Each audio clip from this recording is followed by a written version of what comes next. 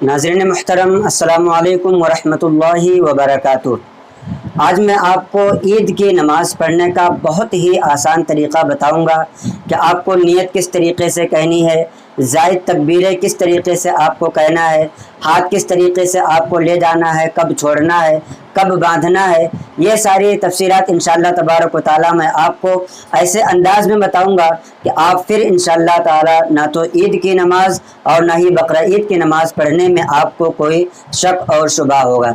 तो आइए हम देखते हैं कि ईद की नमाज़ हम आसानी के साथ कैसे पढ़ सकते हैं। सबसे पहले तो आप नियत करेंगे। नियत इस तरीके से करें, नियत की मैंने 2 रकात नमाज वाजिब ईद उल फित्र की माँ ज़ायद 6 तकबीरों के वास्ते अल्लाह ताला के आप मुक्तदी हैं तो ये भी कहेंगे पीछे इस इमाम के मुंह मेरा काबा शरीफ की तरफ अल्लाहु अकबर। आपको अगर ये सारे अल्फाज नहीं आते हैं तो मैंने पहले भी बताया है कि नियत जो है ये दिल के इरादे को कहते हैं।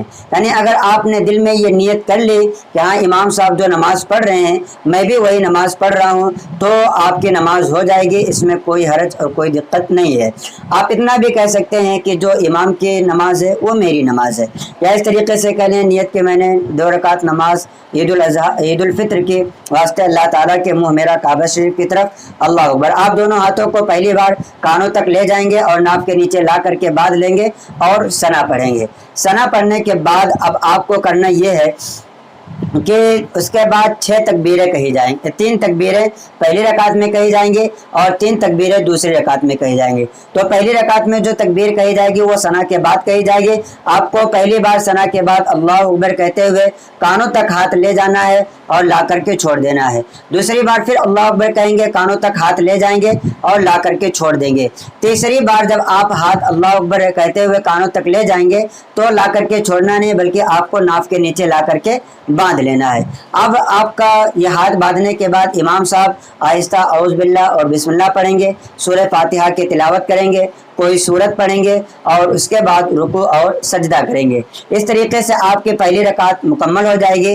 दूसरी रकात में फिर से इमाम साहब पहले औज़ बिल्लाह बिस्मिल्लाह पढ़ने के बाद सूरह फातिहा की तिलावत करेंगे और सूरह फातिहा के बाद कोई सूरत मिलाएंगे।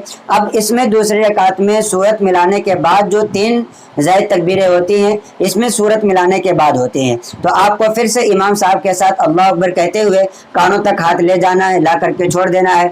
दूसरी बार फिर कानों तक हाथ ले जाएंगे, ला करके छोड़ देंगे। तीसरी बार फिर कानों तक हाथ ले जाएंगे, ला करके छोड़ देंगे। चौथी बार जब आप अल्लाह अकबर कहेंगे तो ना तो आपको हाथ उठाना है, सिर्फ अल्लाह अकबर कहते हुए रुकू में चले जाना है। रुकू करेंगे, सजदा करेंगे, बकिया नमाज़ें जिस तरीके से आप पढ़ते हैं उसी तरीके से मुकम्मल करेंगे।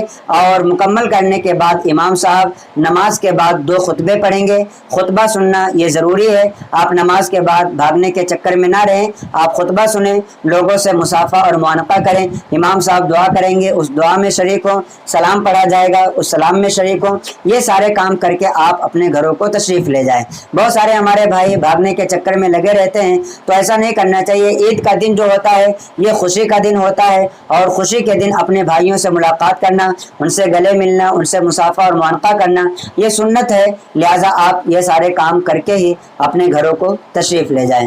तो ये तो ईद की नमाज़ पढ़ने का तरीक़ा है। इंशाअल्लाह तबारक व तआला ईद के दिन हम सबको कौन कौन से काम करना चाहिए, ईद के दिन कौन से काम करना सुन्नत और कौन से काम करना मुस्तहब है, इंशाअल्लाह तबारक व तआला आइंदा वीडियो इसी पर आएगी। आपसे गुजारिश है कि हमारे चैनल से जुड़े रहें, अपने दोस्तों अहबाब को भी हमारे चैनल से जोड़ें ताकि वो भी अपने दीनी मसाइल को सीख करके उस पर अमल कर सकें। आपसे गुजारिश और भी है कि अगर आप पढ़ना जानते हैं, उर्दू पढ़ना जानते हैं, इंग्लिश पढ़ना जानते हैं या रोमन पढ़ लेते हैं तो हमारी एक वेबसाइट है masailworld.com के नाम से, आप गूगल पर सर्च करेंगे तो इंशाअल्लाह ताला वो वेबसाइट आपके सामने आएगी। आप वहाँ पर जा करके अपने मसाइल को पढ़ें, समझने की कोशिश करें और ज़्यादा से ज़्यादा इल्म हासिल करने की कोशिश करें। अस्सलामु अलैकुम वरहमतुल्लाहि वबरकातुहू।